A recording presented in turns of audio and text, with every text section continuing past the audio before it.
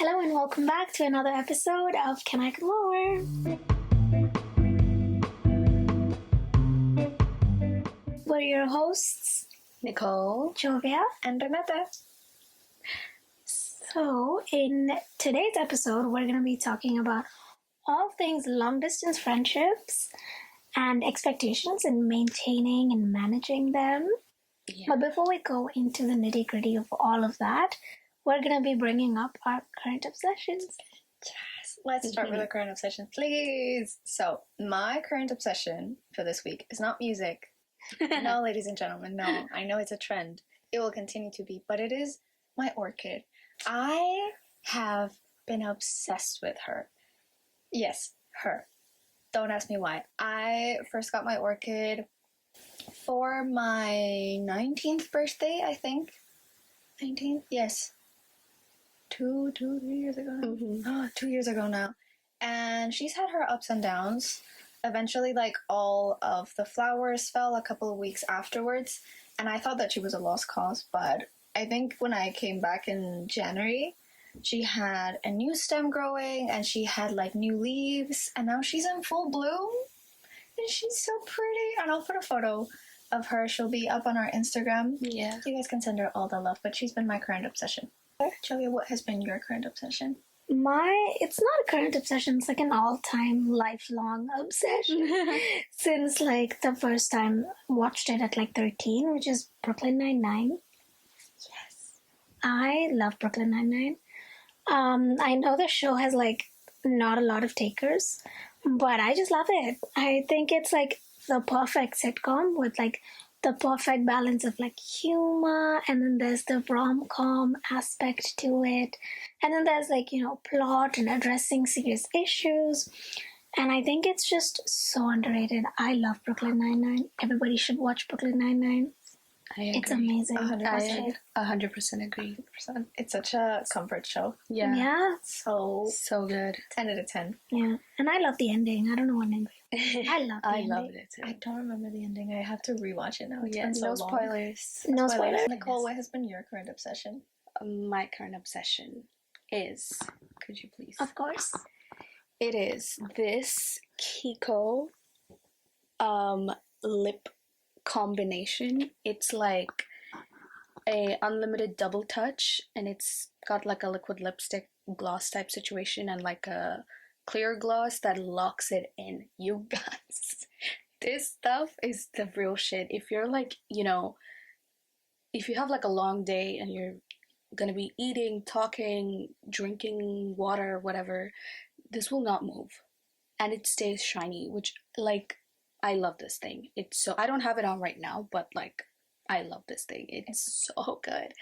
But yeah, this is my current obsession. It's amazing. And they have a bunch of cute colors and everything. So yeah, 10 out of 10. But let's get on with the topic of today's episode.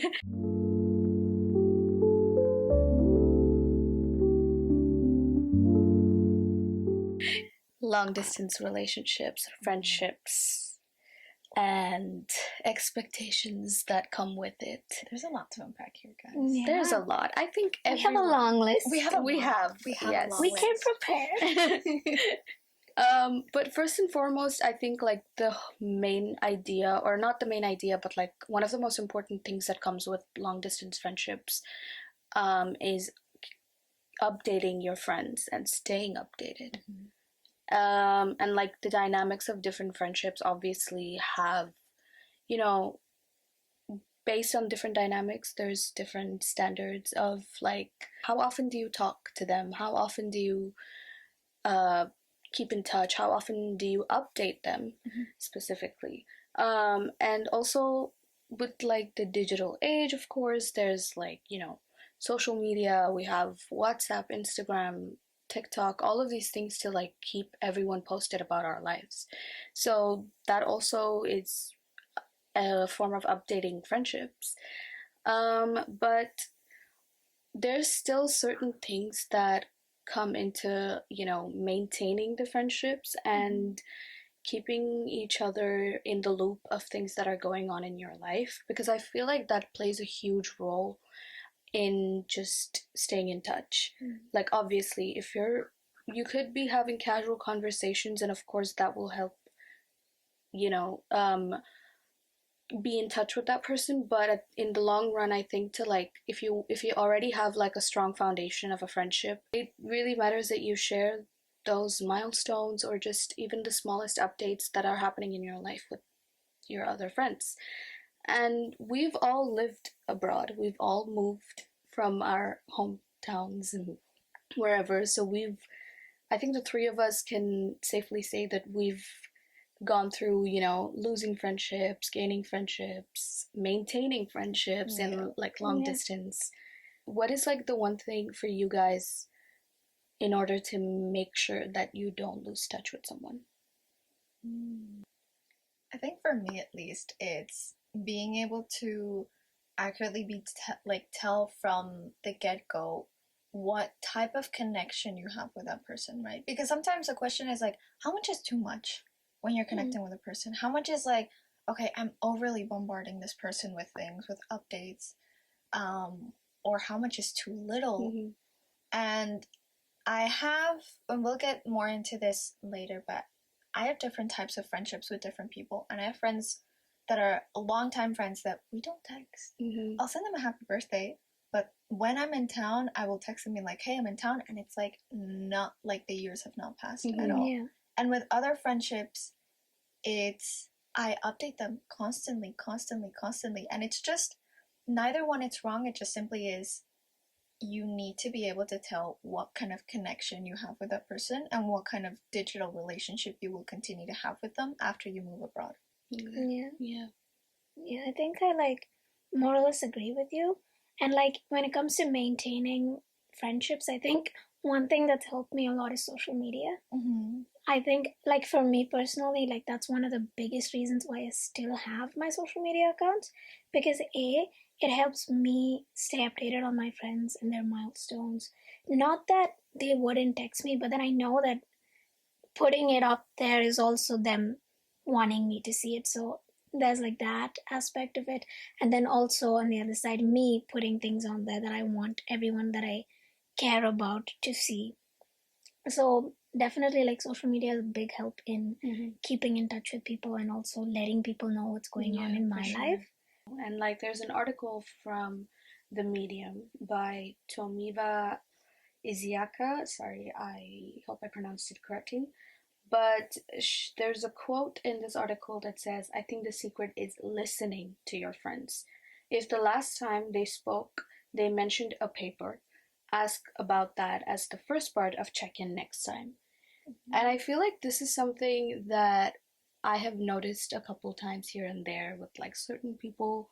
They often like, you know, it's of course normal, it's human to forget things, but it's almost like dismissive sometimes when people just don't acknowledge, oh, like how did this go, or how did the, I don't know, the trip go that you mentioned last week, things like that. And it is definitely easier to maintain long distance friendships if you already have a strong foundation, and that is also mentioned in the article.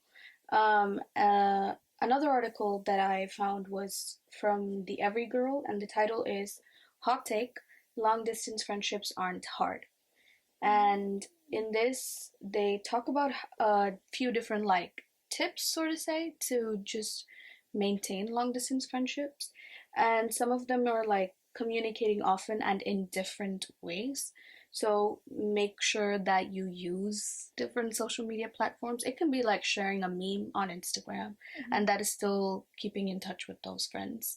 And like, you know, that is also a good way to start a conversation. I have found like, oh, you send them something that reminds you of them, and you're like, oh my god, like this reminded me of you. How are you doing? Blah blah blah. Yeah. And then there's also like planning things together, which will give something to look forward to. I find this always helps with like making sure that we are in touch. Like if you just, you know that you're gonna be in this same place at the same time at some point in the year, and you just plan to do things together. And then of course, like you said, like understanding what like the different dynamics of the friendships are, and that also in turn leads to like sharing different milestones with these people.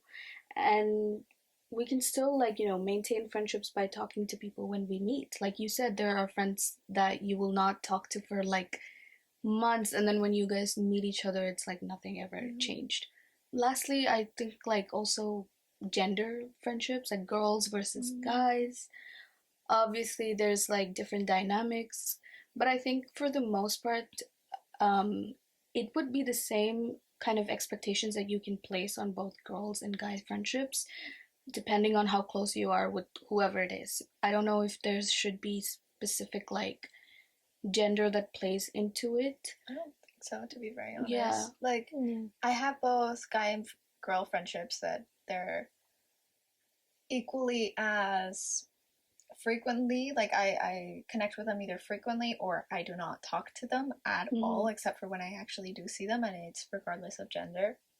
I think it's really interesting to see how distance is also a really great indicator of the kind of where your friendship will turn to with those people, and the expectations that you might have initially had with those people. Like, you guys have to tell us the amount of times that you have been with a friend, or when you were little and you went, oh my god, we're gonna be best friends forever and ever. Tell me how many times that worked out.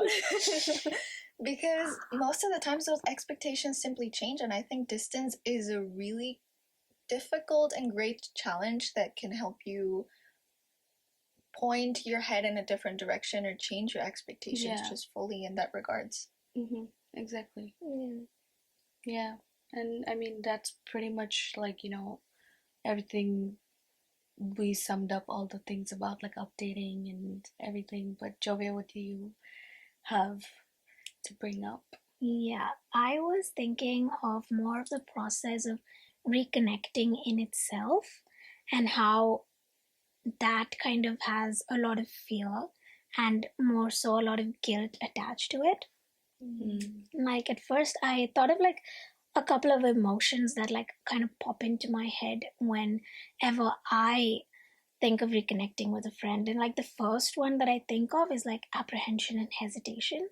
Like there's always a lot of hesitation that comes with wanting to reconnect with a friend, like questions of will it ever be the same? Am I wanted in this friendship? Like, will they feel the same as I do? Will I be forgiven? Like, if there was a misunderstanding that happened the last time you talked, there could be one of two questions in your mind, like, will I be forgiven? Or, like, have I moved on from this, that I can get in touch with them? And I think there's also a lot of fear of rejection. Like, I think fear of rejection from friendships is, like, huge. It hurts. It's like a knife right on your chest. It's horrible. And also the fear of misunderstanding. Like, and I mean fear of misunderstanding as in like, if there were things that were left unresolved and then you are trying to reconnect, there's a lot of questions, a lot of uncertainty. So there's a fear of misunderstanding there. And then guilt, which is personally like the biggest one ever. Like, you could feel guilt for not having reached out enough. You could feel guilt for feeling like you ignored them. Feeling guilt for like moving on. Like moving on, by that I mean like moving on with your life and not finding time for them could be a source of huge guilt. And then feeling like you've not been there for them is a huge source of guilt. And just all of these, like, I think guilt is like the biggest roadblock, I think, from reaching out to a friend, or like the fear and guilt kind of like mixed together. And then there's also anger. I feel like this is a special case. Like, if you've left a friendship on a good note, obviously there's not going to be anger. But then if it was like unresolved, or, you know, sometimes even just a disagreement that you didn't really talk about properly, then there could be a lot of anger, a lot of resentment, because, you know, you didn't process your feelings or whatever happened. And then there's uncertainty, which I think is also huge here, because there's the whole big question mark of what will happen. Like, what is gonna be next with this friendship? Like, that's a huge point here. And then speaking of uncertainty itself is why I think it's important to actually sometimes reconnect, because then it'll give you closure, and I use that word very lightly. I don't mean like specifically that it'll completely resolve everything that happened, or it'll completely sort of answer all of the questions you have, but reaching out in itself will, at least to a certain point, um, bring the thoughts back up, make you think about it more in an active sense. Because passively, it's for sure running at the back of your head. But what do you guys think among all of these that I've mentioned so far? Which one do you think is like the biggest roadblock for you guys from like reaching out and reconnecting? I think from all of that you said, not even that, I guess it's kind of a little bit of fear, especially when reconnecting. There's this like really big fear of, is it going to be the same as it was before?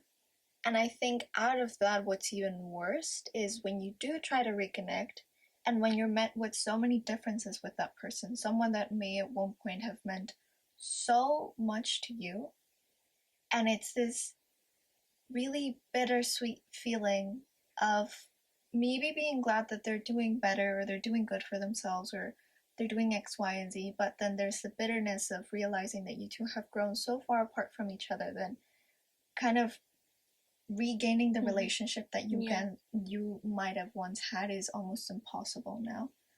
And having to let that go may also bring up a lot of resentful feelings.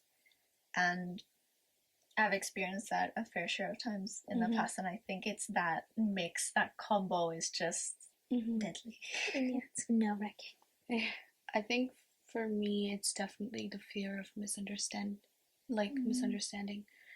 Because if there's like a friendship that I want to reconnect, I hate confrontation as well. So I'm like extra anxious if I have to talk to someone. But it's like, it's almost as if you're overthinking, obviously. Like you're thinking, oh my god, like what are they gonna think? Like, am I seeming desperate? Or is it like me, are they gonna think that I'm lonely and that's why I'm reaching out to them? Are they gonna think that I want something from them? All of these things go through my head, and like I'm like, what if I'm being misunderstood? I don't want to come off as pushy or rude, etc., etc. So fear of misunderstanding, I think, is one of my like biggest aspects that like make me hesitate when reconnecting with someone, for sure. Like I said, the uncertainty of what the future holds is a huge sort of like space for anxiety, and oftentimes it's not as big of a deal as we make it up in our head to be. Yeah, 100%. But that's how it is with everything in life, really. And that's why, like, when I kind of like looked at what the internet says about reconnecting, the major kind of like catharsis was do it. That's what everyone said, almost, that it's better to do it. But it's not that easy. Obviously, reconnecting starts with a lot of processing, a lot of understanding, and also in some cases, a lot of forgiving. And it's not just forgiving. When I say forgiving, you might think, oh, forgiving the other person. No, forgiving yourself. Because the past version of yourself might have done things that you do not agree with today. But that's life, that's growth. Understanding and processing that is incredibly important. Only then can you have a fruitful conversation. Only then can you actually put yourself in front of that person in your most honest or most ideal way that you want to have the conversation. Then comes actually texting or calling them or talking to them, and just going for it. This is actually found to be the hardest part of this step, because a study from the University of Sussex said that 90% of people who have unresolved or like who have friendships that they've lost touch with want to reconnect. But only 1/3 of these 90% actually end up sending the message. It always stays in their drafts, or they never end up actually meeting up with the person because, again, the apprehension, the nervousness, the anxiety, the fear. But make that call. I know it's easy for me to sit here and say make that call while I myself might not be practicing it. But making that impulse decision to just do it is a huge milestone. Then the next big hurdle is sitting through the small talk and the awkwardness. Yeah. And they're like, so, how's the weather? So, how's your... Does it rain there? Does it rain there? How is it? So sitting through that is like a huge hurdle. Once you've had your fair share of like the small talk, then it's bliss. It's happily ever after. Obviously not. I'm being sarcastic. That's not how it works. And that brings me to my next point of how adult friendships are hard. Adult friendships are difficult. And there's a bunch of reasoning for why this is. And I think the main reason is that when we're little kids, we have settings in which we're meant to be friends. Mm-hmm. You have your gym friends, you have your, dance class friends, you have your apartment neighbor friends, you have your school friends. But when you become an adult, they are all friends from back home. Yeah. And it's a constant effort of having to maintain these friendships. There could be multiple reasonings as to why you fall out of touch. There's adulting as well. It's huge. It's a big deal. And then responsibilities take a front seat in life. Whether you like it or not, often you're bombarded with a set of responsibilities, and priorities change for people. These are reasons why, you sort of like fall out of touch. And there was a Reddit post that I found really interesting. It was called the Life After School thread. It was a thread. And it started with this one person sharing their experience of how they were starting to draft like the invites list for their wedding. And they realized they just had a select few people from their college that they stayed in touch with enough to actually invite them. Mm-hmm. And they said that how it was so heartbreaking, and it was not a conscious decision to like forget these people or not have them in their life anymore. It's just college happened, and then you graduated, then you got a job, then you moved away, then you did this, and that, bills, mortgage responsibilities, and it just fell out of touch. And then there was just never a right moment to reconnect with them because it never felt right. It was never the right moment. And I think even for like friendships and adulting, we haven't even had the full spoon of it. And it's really scary to think that, we're going to be put in that position. Things that we might have already experienced to a certain extent with moving abroad and making new friendships and kind of prioritizing our life here rather than our life before, and kind of clinging onto maybe some people or things or whatever it is. We've had some aspect of it, but we haven't had the full-fledged, you're no longer in uni, you're no longer in school, you're no longer doing these activities with people your age that kind of force you to be in these settings. And it's it's a shiver me timbers moment. That again, like you said, there's no right moment, which brings me to my point of the fact that friendships required effort and nurturing. And part of it is making an effort to make sure that this person remains in your life, putting the effort in, not taking people for granted. Like all of this is an integral part of having a friendship, and a fruitful one at that. It is basically just a lot of effort and a lot of understanding. And with understanding comes managing expectations. Now this is like a highly debated, contested topic. We can be on either side of the spectrum. Spide of the spectrum was what I was gonna say. Side of the spectrum. Anyway, we can be either side, or we can be on either side of the spectrum. Don't make me say it again. Anyway, with expectations, they are important to manage them. It is important to understand expectations of yourself from other people and other people's expectations of you, like both. And oftentimes you can fall into this like spiral of like setting really high expectations of people and then getting disappointed and feeling like you don't matter to those people because they don't match your own standard that you've set really highly for them. This is one side of it. And this is where I think it's important to like empathize and understand and be patient with people, Because as people move on in life, not only do they change, their priorities change, and lives change, routines change. I want to ask you guys where you stand on this spectrum. There's a lot of things about it. I think my always go-to slogan is communication is key. Communication is key in any type of relationship. Family, friends, romantic, platonic, it does not matter. Communication is key.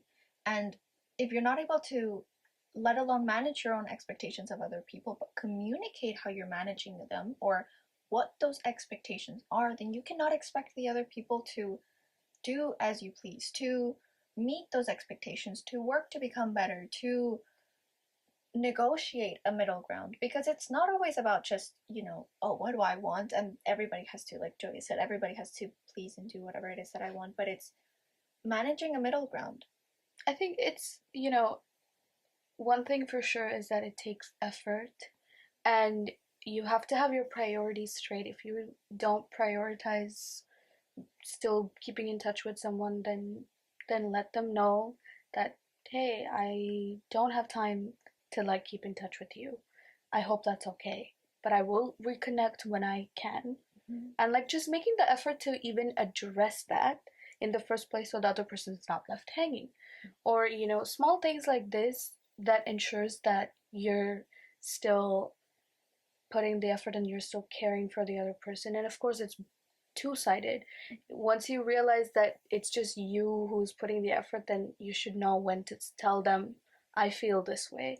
Again, communication is the key to you have to tell it. And all these friendships, relationships, family relationships, even whatever it is, it's all built on this foundation of communicating with each other. That's basically what I would have to say about it as well.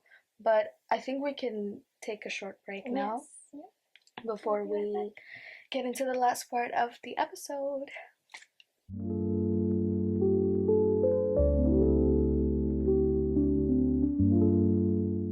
Hello, welcome back everyone. Okay, so let's get going. For this semi to last part of the episode, I want to dive into the cute little saying of absence or distance makes the heart grow fonder. Have you guys heard that before? Yes. Yep, I'm sure most of us have, one way or another, in different languages. There are different forms of it. And I kind of want to talk about the origin of the whole thing. So there's a couple of different suspicions, but the most common pattern or story of origin points back to the Roman poet Sextus Propitius. Pardon my French. It's not French, but who was originally put this out, a similar saying in Latin, a bit more spicy, so to say. But later on, this traveled over to the 17th century, back in England, and an Englishman, Thomas Overby, then kind of rephrased it into Old English, and the more contemporary version that we have nowadays, it roots from another writer, poet, James Howell, who wrote, "Distance sometimes endears friendships and absence sweetens." Wow. I think that's really nice. There's a lot to unpack there, but then fast forward once more, the more modern saying, and the one that we actually are kind of left with nowadays, comes from Charles M. Schulz, the creator of Peanuts. Guy that made Snoopy. Yeah. I love Snoopy, guys, by the way. Side note. But the full saying that actually Charlie Brown goes on to say is, absence makes the heart grow fonder, but it makes the rest of you lonely. Oh, that's so... It's really Knowing that Charlie Brown said that makes it more sad. Yeah, and I don't know, I was surfing around the internet trying to find out the root for it, but a lot of them pointed to Charlie Brown, and I think it's quite fitting. Mm-hmm. If any of you guys have ever watched Peanuts, you might understand where this is heading. But I think it's really nice to see kind of, it just very beautifully links back to the whole thing of expectations and connection and how much is too much, because sometimes we unknowingly let all of our fears and the guilt and the resentment kind of like linger and overcome us, and it's so dangerous for us to just become lonely and completely absorbed by those feelings, rather than taking on the action of going ahead and doing something about it, of reconnecting with other people. So I think that's one of the things that kind of stuck out to me the most, especially coming from Charlie Brown himself. And another little pointer that I want to give is, in Spanish, we don't really say that, but there is this one specific like way of saying I miss you, which is so beautiful. And I didn't notice it up until someone, I don't remember who this was, years ago, but someone put it out on a TikTok being like, you don't really understand the depth of a language until you're learning it as somebody else. And so it was this girl, and she was talking about it. She was learning Spanish, and she kind of explains this and how beautiful it was to her. And ever since then, I've started to see it differently. And the saying itself is "me haces falta." It's so beautiful. It's a way of saying I miss you. You can also say te extraño or te echo de menos. But me haces falta literally means, I miss you, but there's like, the way that I explained it before is there's a missing puzzle piece. And you don't miss the puzzle piece of like, oh my God, I wish the puzzle piece was here. No, you're missing it. It's something that's physically, tangibly missing. And so me haces falta also refers to the dependency that you have with those people that you miss so deeply, and how genuine and deep and meaningful those connections are that we create with people that make us miss them. So I think it's such a beautiful way of encapsulating all of it, and I've been using it a lot more mindfully ever since, especially when I talk to family members or to my grandma especially.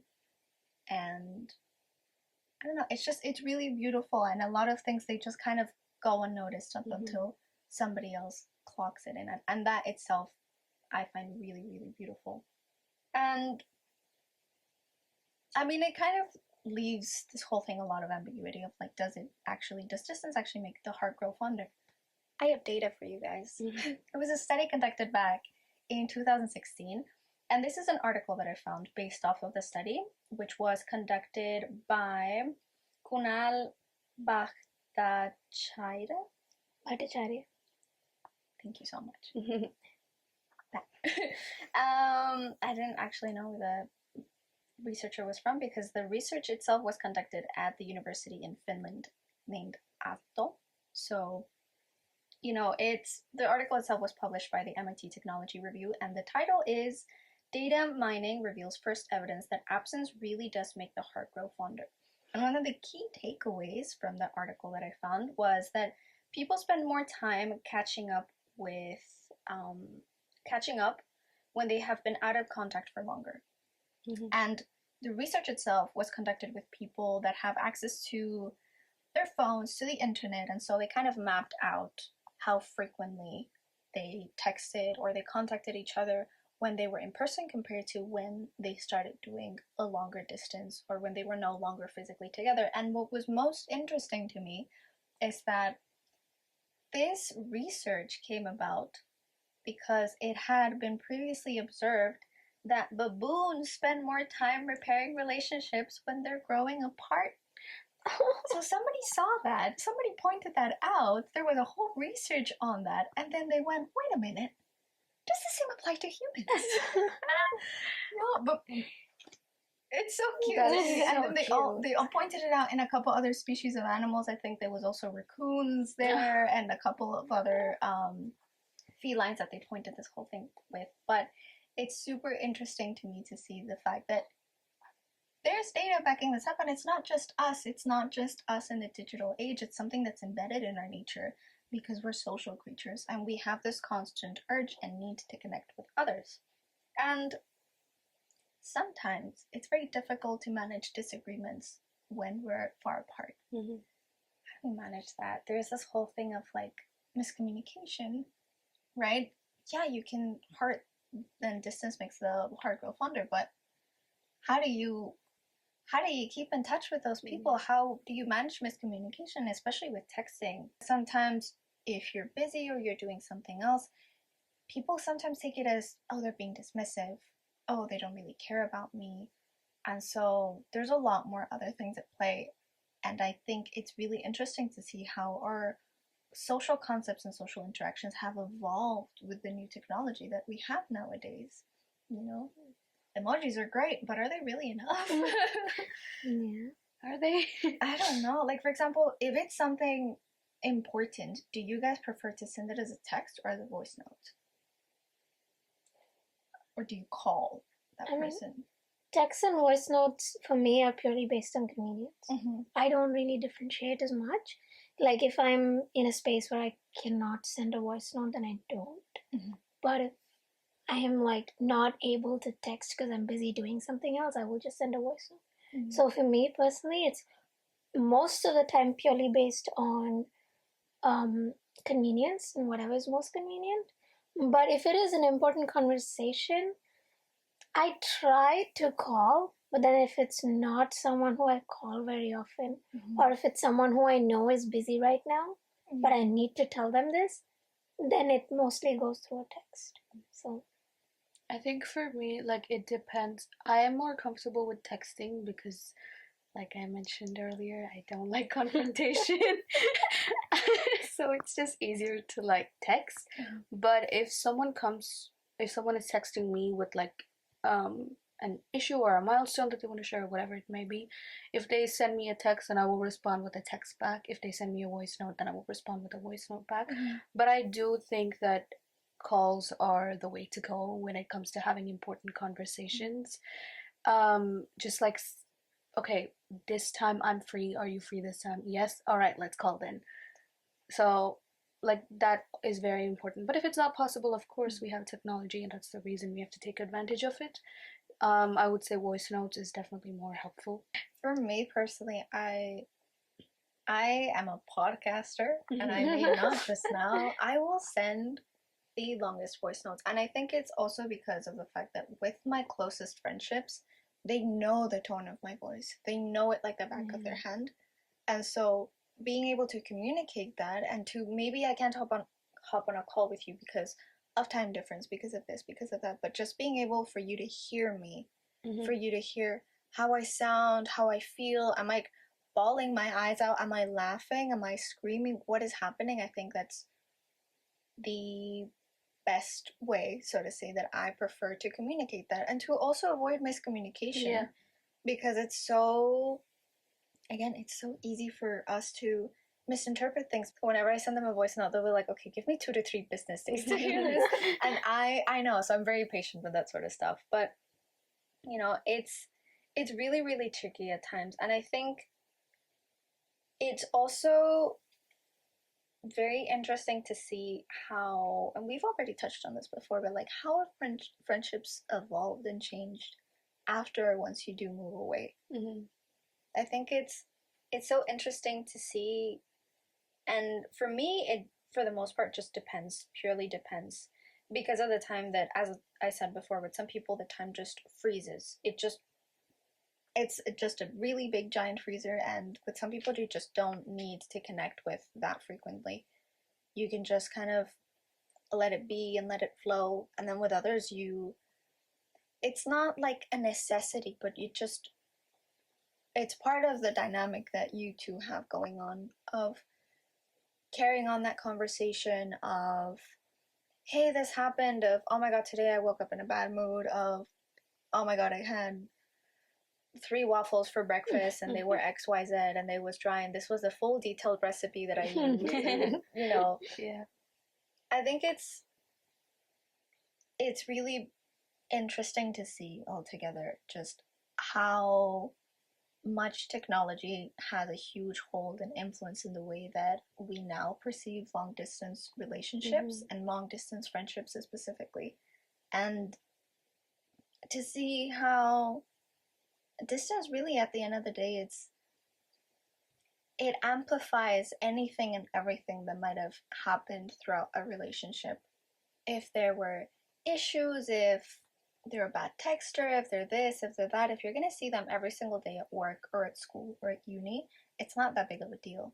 But once distance comes into play, then all of a sudden, everything is turned upside down. And distance, it's a huge challenge that just, it's a make it or break it. Yeah. It's a make it or break it. And then out of it, you have all things of how we feel resentful, how that makes us feel. What do you do once you've, lost touch with that person? It's even more interesting when losing touch is, what if you lost touch with someone before we even started having phones? Like our generation, we're still the type of generation that we didn't have a phone up until we were like sometimes 13, 14, 15, so on. But it was later down in life. It was not like nowadays where kids now have phones and kids nowadays are texting. So what do you do when the friendship that you lost touch with when you were 9 years old, it's no longer there, and it's just gone. It's just gone because of time and distance. And how do you keep up with someone that you don't have the touch with? I think that's a really nice gateway onto our final part of today's episode. We want to do something a little bit different with you guys, and there's something that we'll incorporate every now and then on our podcast. But now that we have a more holistic understanding of all the sides of friendships and long distance friendships, we have a journal prompt for you guys. So we're here to invite you.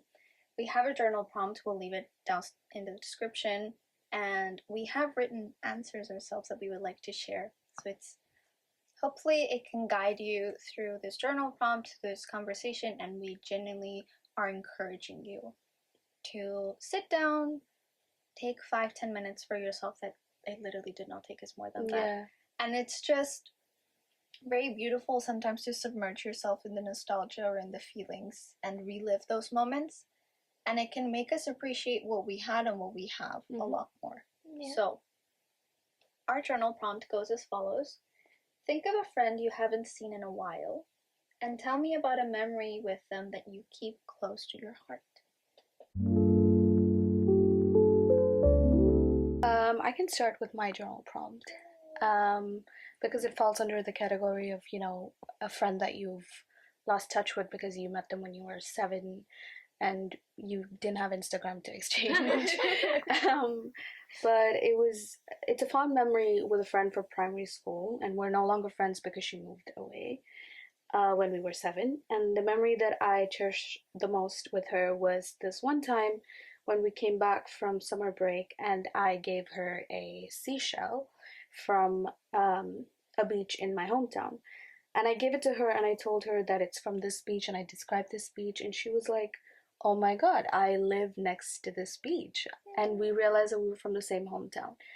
And we became a lot more closer after that, but unfortunately she moved away and I have no idea where she is. So she might find me from this episode, who knows. Yeah, it's really special, and I wrote about that. Yeah, that's really nice. Yeah, that's really sweet. Because I have pretty much the same sort of like age and experience from then. I would just read out what I said, which is, it is one of my earliest memories of girlhood and girlhood across generations. It was a room full of toys, and we were 7 and 8, having the time of our lives. Lots of good food made by her mom, and teaching each other our mother tongues, getting bullied by her brother, and then annoying him even more. My summer holidays of 2 years were full of her. The memory is almost like a photograph in my head. I often wonder how she is now, but I carry pieces of her with me till date. I hate carrots, but I love her favorite dessert made of carrots. Yeah. That's so sweet. That's really lovely. Do you want to share yours? I would love to share mine. Thank you for asking. So I'll also read out mine.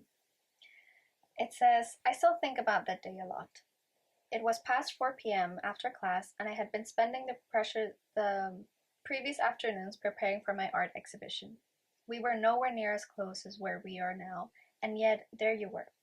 You helped me bring over my work and started setting up. I don't think you realize how much that day meant to me. 2 years of work, all coming down to one grand evening, and you were there to support me any way you could. With cheers and joy, but most of all your presence. Years later, I still hold that memory close to my heart, and regardless of the distance, we will always be just 2 girls making jokes in a room with white walls, surrounded by paintings scattered around the floor. That's sweet. so sweet. This little thing that I wrote, it's for my best friend. If you're watching this, hi. I don't know. I think when we were talking about the journal prompt, it just popped out to me. I think it's just all of our stories are a beautiful testament to where long distance friendships can take us. Mm-hmm. And whether or not they prevail, it's beautiful to see the way that they have marked and shaped us into who we are. And I said it last time and I'll say it again. Be kind to yourself. Guys, We're be gonna kind to say it and yourself. every others. episode. You know what? I'm gonna keep on saying it because I know you. I know you and how stubborn people can be. They're like, yeah, but I'm being kind to myself, or yeah, but it's hard. Be kind to yourself. Stop it. And sometimes we have to be kind with ourselves in the way that we weren't able to fully manage everything. We weren't able to cater to everyone. We were sometimes needed to, prioritize ourselves, like Jovia said. And priorities change and life will change and everything will kind of carry on. But we really hope that today's episode for you guys was something that might have been comforting or reassuring, or might have even helped you, guide your future long distance friendships with others. Yeah. So, And reconnect with people that if you really want to do it. Yeah, it's bigger than it is in your head. So Yeah. Unless it's like a toxic ex or something, double think about that one. Yeah. And double check with your friends. Don't do it. consult the council. Consult the council, guys. Consult the council. But thank you so much for joining us today, you. and we hope to see you again next week. And come knocking whenever you want. Bye.